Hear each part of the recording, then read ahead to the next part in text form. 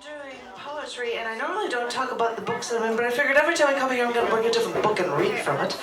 And this is a little book, $6 is what, and this is a proof copy and it's a different cover even, called Rape, Sexisn, Life and Death, and it talks about those things in it. And the interesting thing about it is that some of the poems in this book also have Serbian translations. I'm not going to read them to you in Serbian, I promise, but it was an interesting concept for anything. So the first one I was going to read to you was called Whiteknuckled. The hot air was sticking to her skin, almost pulling, tugging at her very flesh as she stepped outside, down the stairs from the train station.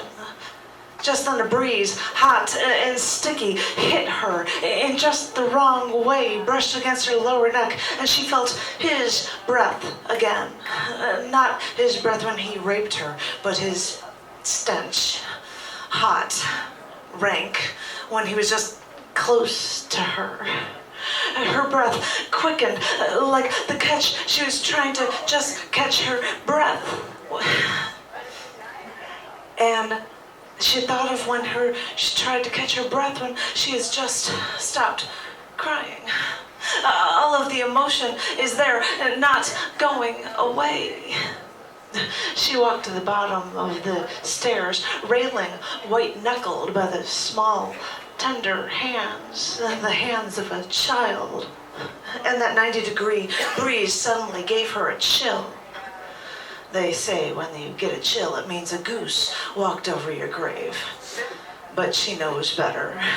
She knows that it is him walking, and that he trapped that child in that grave.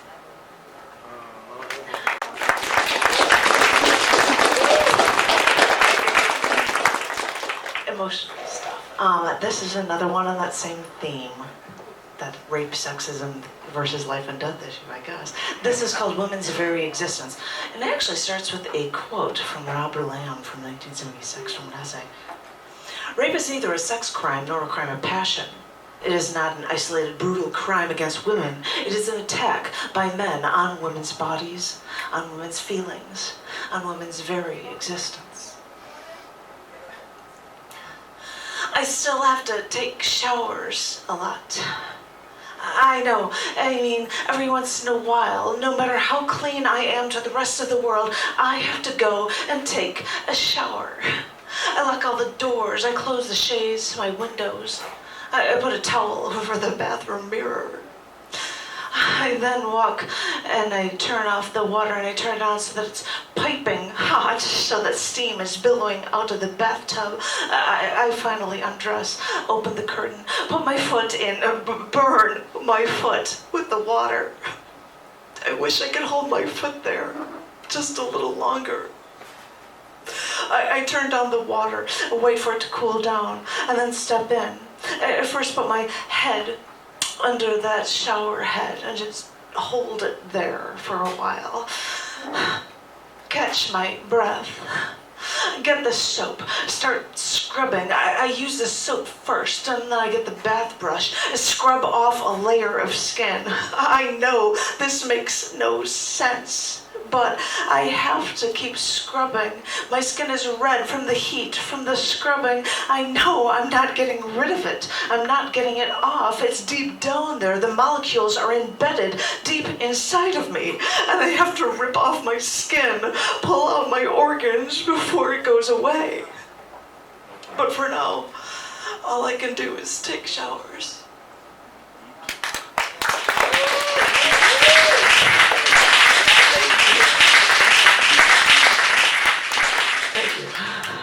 Emotional on that one, and I won't read any on that topic any longer. This one is called Burn It In. Once I was at a beach off the west coast of Florida. It was New Year's Eve, and the yellow moon hung over the Gulf, and like it was there like a swaying lantern. And I was just watching the waves crash in front of me with a friend, and the wind picked up, and my friend just stared at that moon for a while. And then he closed his eyes. I asked him what he was thinking. He said, I wanted to look at this scene and memorize it, burn it into my brain, record it in my mind so that I could call it up whenever I wanted to, so I could have it with me always.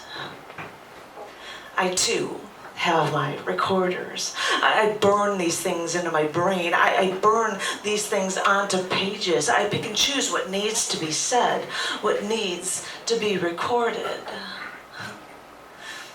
When I first went to college, I was studying to be a computer science engineer.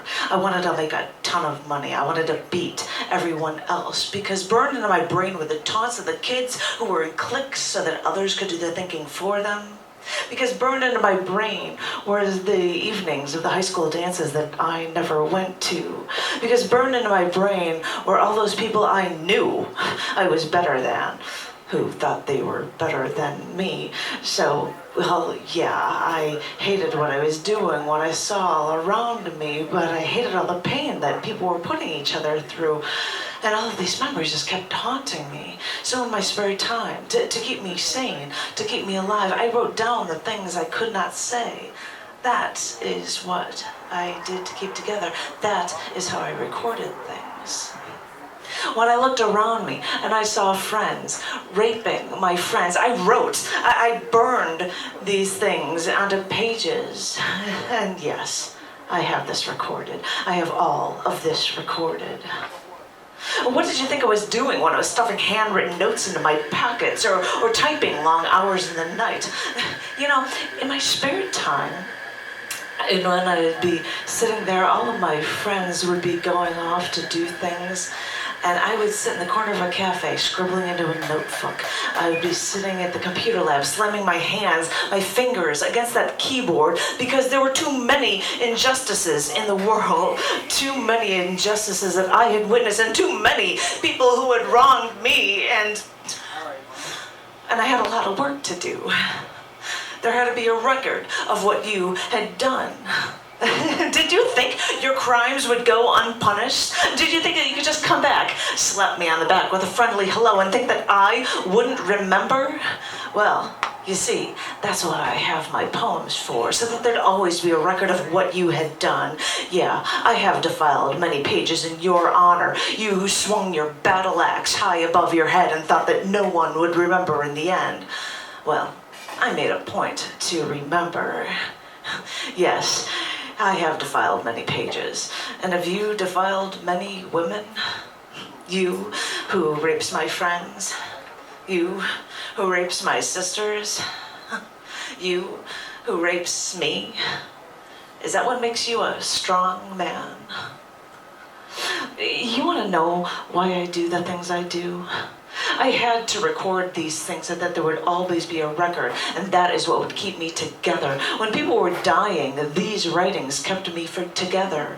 When my friends went off to war, well, these things kept me together. When my friends were raped and left for dead, well, these writings kept me together. And when no one bothered to notice this, or change this, or care about this, these writings kept me together.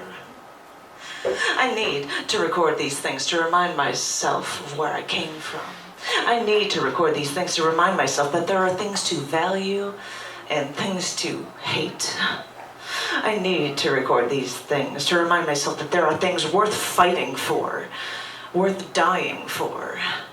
I need to record these things to remind myself that I am alive.